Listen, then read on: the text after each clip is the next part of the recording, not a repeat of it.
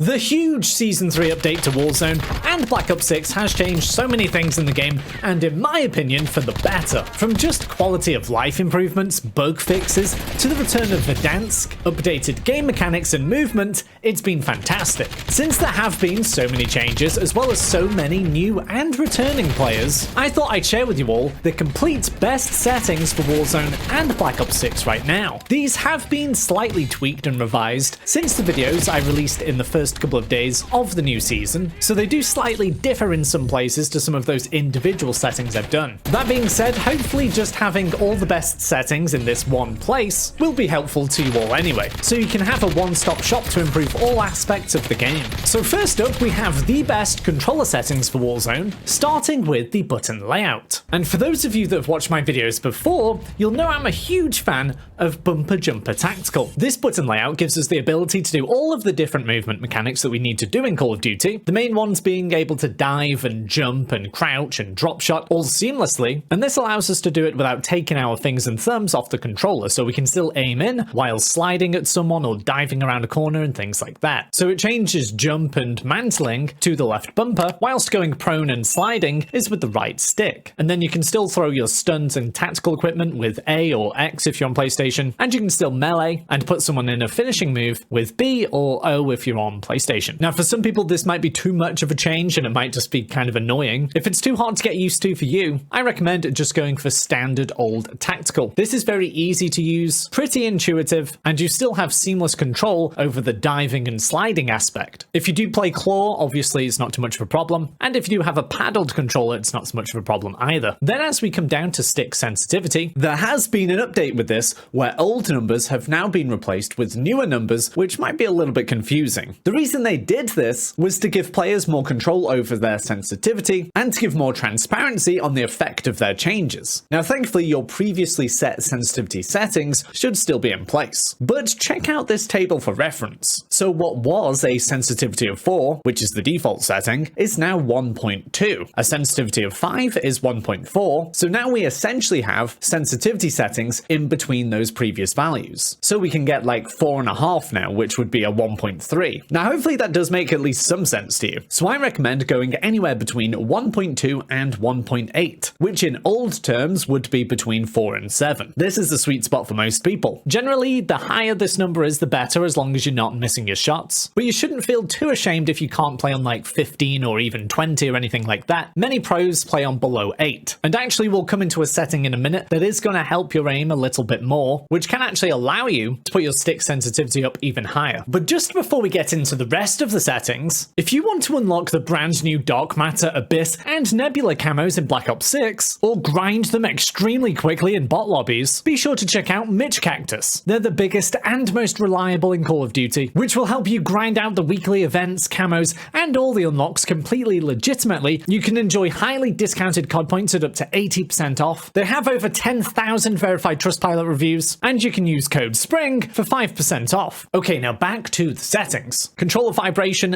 it's not a huge deal, but I switch it off. For deadzone inputs, this is where actually a lot of people get confused, and you can make some huge differences here. So with the minimums, whether it's the left stick or right stick or even the triggers, we want these as low as possible, as essentially this gives us the best response time possible. So we only have to move our stick a little bit, and we're starting to get movement on the screen. Now, the only issue is with the sticks, if we do put it on 0, you can get stick drift, so where you're not actually touching your controller, and yet your aim is still moving around. Obviously, that's not going to be useful, especially when it comes to your aiming. So that's why mine are on 3 and 3 here. That's kind of my sweet spot, so the stick drift is stopped. If you put it on 3 and it's still happening, just put it up a little bit more until it stops. And actually, you do have this test function these days, which is very helpful indeed. You don't have to hop into a game and then hop back out and all that kind of thing. Then for the left stick maximum, I recommend putting this down to 70. By doing this, we can get into a full sprint with our left stick even quicker than usual. So instead of going to the full rotation forward 100% to go into that full sprint, actually only 70% of the way is going to do that for us. For the right stick max, I think that's absolutely fine. And then the triggers, put these down to 0. We want super responsive aiming and shooting. Now, as we come across to aiming, we have sensitivity multiplier. Now this is what I was talking about just a moment ago, where we can have a big improvement in our aim and actually run our stick sensitivity a little bit higher. That's because I recommend changing your ADS sensitivity multiplier to 0.85. This makes it so when we aim in, our sensitivity is just that little bit lower, making it easier to track opponents and hit our shots. But when we come out of ADS, we've still got that high sensitivity to swing around the map. For aiming advanced settings, we want our ADS sensitivity transition timing on instant, and we want our aim response curve type on dynamic. This makes it so in the first few milliseconds when moving your sticks, your aim is actually going to move that little bit quicker than the standard setting before slowing back down. So it can make it so you're absolutely just snapping on your opponents. If you've just changed this and it feels a little bit too much, you can always turn down the slope. And then obviously for aim assist, you want this on. For sprint assist, I recommend putting this on tactical sprint assist. This means that just moving forward on the analog will put us into a full sprint. Then for the other assists here, for mantle and crouch, I recommend putting these off. They don't offer us any kind of advantage, and it's much better being in full control ourselves here, especially the mantling. Sometimes you can accidentally jump up things that you just don't want to, and it can get you killed. For corner slicing, that's kind of personal preference. This is that thing where you're aiming in, and as you come to a corner to look round it, you kind of do that sideways lean. Now there's no tactical or strategic advantage of this, it just kind of looks cool basically. But I've switched mine off as it can be kind of off-putting. For slide and dive behavior, I've gone with hybrid, so I just tap the button to slide, and then tap whilst holding sprint to dive. Now because we have got that sprint assist on the setting above, it does mean that we have to click in the sprint analog, so the left stick, along with our crouch button to do the dive. For parachute automatic behavior, this is one we want to switch off. It's still the case that we can pull our parachutes much closer to the ground manually, compared to the automatic setting, which pulls it a little bit higher up. Then mantle cancels reload, you can leave that on. And actually, even the movement advanced settings, you can leave these on standard. You certainly don't want to be auto door peeking and things like that, so we can leave these how they are. And then the same goes for vehicle behaviors. Now for combat, many of these can also remain on standard, but I would recommend changing your armor plates behavior to apply all. This makes it so we just have to press and hold our button once, and it will keep applying plates until we're full again. This just frees us up a little bit more to focus on what else is going on the map. And you can still cancel putting on the armor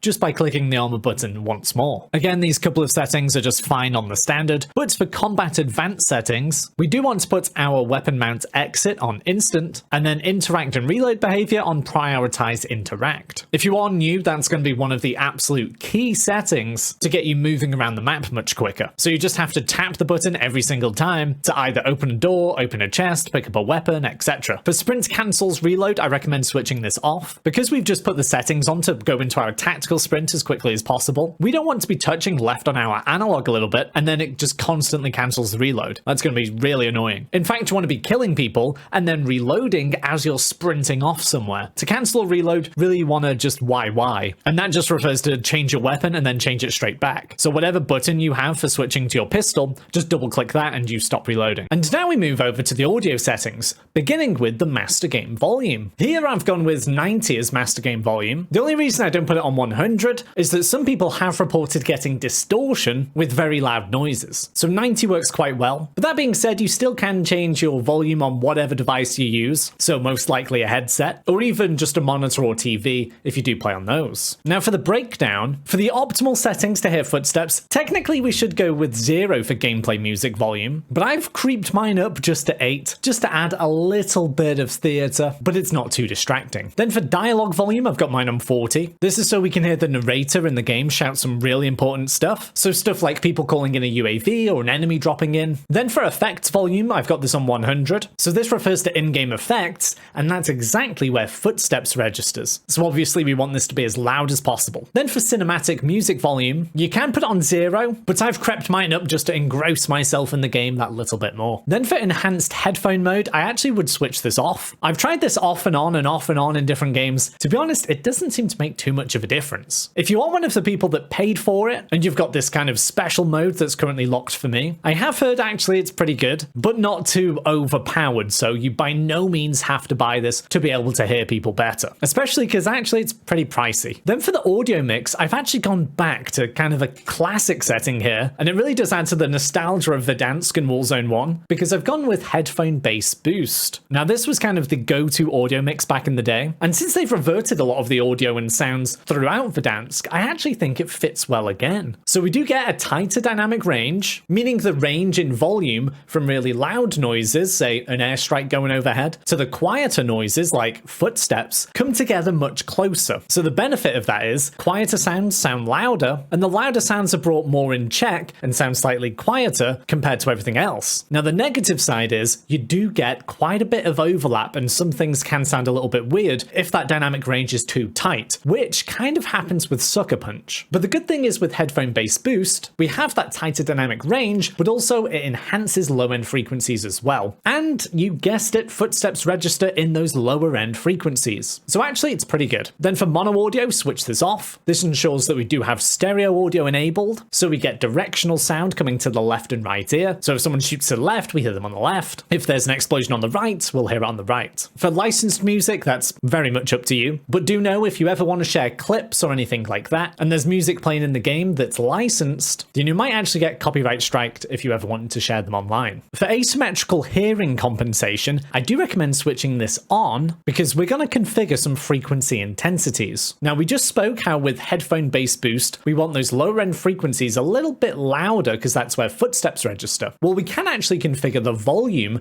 of different frequencies. So as you can see here, I've actually boosted up 250 Hz and 500 Hz, and at the moment just by 20, and I've left everything else on 0. I didn't want to distort all the other sounds too much, but this actually works quite well. And then you want to go over to the right channel frequency and then do the same over here. For reduced tinnitus sound, switch this on. Then for hit marker preset, that's kind of up to you. I actually find it quite useful to have it on, whether that's on default or classic. But again, if you do want the ultimate settings just for 0 distractions when trying to hear footsteps or enemies in general, then actually you can put this on none. Then a lot of this stuff over here on voice chat is very subjective. Like I do think it's fun having proximity chat and body shield chat, but at the same time it can give you away in the game if you are using it incorrectly. Now I should note, if you are on PC, you can also use some extra audio manipulation or cheese, shall we say, because you can change your equalization settings. You just go to sound settings, more sound settings, properties on whatever audio device you're using, enhancements, and then enable loudness EQ. So they're all the audio settings, but we're not finished yet, because now we head over to the graphic settings, and we start here with the display settings, specifically the refresh rate. So we want to enable 120 Hz refresh rate, which will only be an option if your system can run 120 Hz like a newer generation console, and if your monitor allows it as well. For brightness, I've got mine on 50. I've actually reduced it a little bit recently, and that's just because Verdansk is very well lit, particularly compared to the olden days. For quality, we want to turn off world motion blur, weapon motion blur, and depth of field. These 3 settings can make the game look a lot more theatrical, and sometimes like you're watching a film or something, but all of those blurring effects actually just do make it harder to see people in the game, as well as sometimes causing a little bit more processing requirements on your system, which can result in a lower frames per second. For Fidelity FX CAS, switch this on. This gives us a software solution to just having sharper images. So especially on consoles, you can notice that some images in games can be blurry. Well, this setting is a great way to get rid of that. So obviously people do play on different systems and different monitors, so there isn't a one size fits all for this. Basically, if the game looks a little bit blurry, put the strength up. But generally, I think newer generation consoles, you can put somewhere between 70 and even 90 with the strength. Whereas older generation consoles, you want to go a bit lower, say between 10 and 30. And then PC, it's very much going to depend on the PC. Now you should be aware that this does lower your frames per second ever so slightly, and we really are talking between 1 or 3 frames per second or something like that. And then for on-demand texture streaming, I've got mine on optimized. If you do want to ensure it doesn't have too much of an impact on your connection, you can put on some download limits. Then as we go over to view, I've put my field of view all the way up to 120. I've noticed a huge difference playing Urzikstan and Black Ops 6 multiplayer, and then going to Verdansk. For whatever reason, the weapon feels just bigger on the screen, and like I can't see as much around me. So I have cranked it up to 120. If you do put it on this and you struggle to see enemies far away, then by all means put it down a little bit, but generally you want to see as much as the environment as possible. And again, I should warn you that the higher you have your FOV, the more processing your system has to do, so the lower frames per second you get. And actually that was the huge deal with why Call of Duty didn't want an FOV slider for consoles back on Warzone 1. They thought the impact would just be too much on performance. But now it's a little bit more optimized, we do have the option. For ADS field of view, put it on affected. 100. This makes it so when we aim in, we're still at the FOV setting we've just set here, and then it does have the double advantage of having reduced visual recoil because of this. For weapon field of view, put this on wide. This makes our weapon look smaller, ensuring we can see as much as the environment as possible. And then for camera movements, we want to put this on least. We're not quite done there though, because we do want to go over to interface. Now, whether you're on PC or console, there is a shortcut here to making the game look much better, and that's on color customization under the readability tab. We want to go down to color filter, put it on filtered 2, and then turn the intensity all the way up to 100. This essentially is a shortcut to putting a saturation filter over the whole image, and things just pop that little bit more. That being said, if you are on PC, there are loads of different graphics card filters that you can apply, but this is a great quick way to make the game look fantastic. And then as we come over to gameplay HUD, for the safe area, we want to narrow this as much as possible. And the reason for this is that it brings that minimap closer to the center of the screen. And the advantage of this is that when we scan from the center of the screen and our crosshairs up to the corner of the screen, the minimap, it minimizes that distance, which means we spend more time getting the information from the minimap and then applying that in front of us to the crosshairs. And that may sound ridiculous because it's like a millisecond, but honestly, it does have a big difference. And then for the minimap shape, we do want this on square. It gives us about a 25% extra coverage compared to the circle option. And then the rest of the stuff on here, I think, is just pretty subjective. So they're all the best settings on Warzone and Black Ops 6 right now. I really do hope that they help you out and make the game look better, sound better, and perform better. And if you do want to know how to rank up weapons as fast as possible, including the return of the HDR, the Kilo, and the AMAX, then why don't you join me over in this video?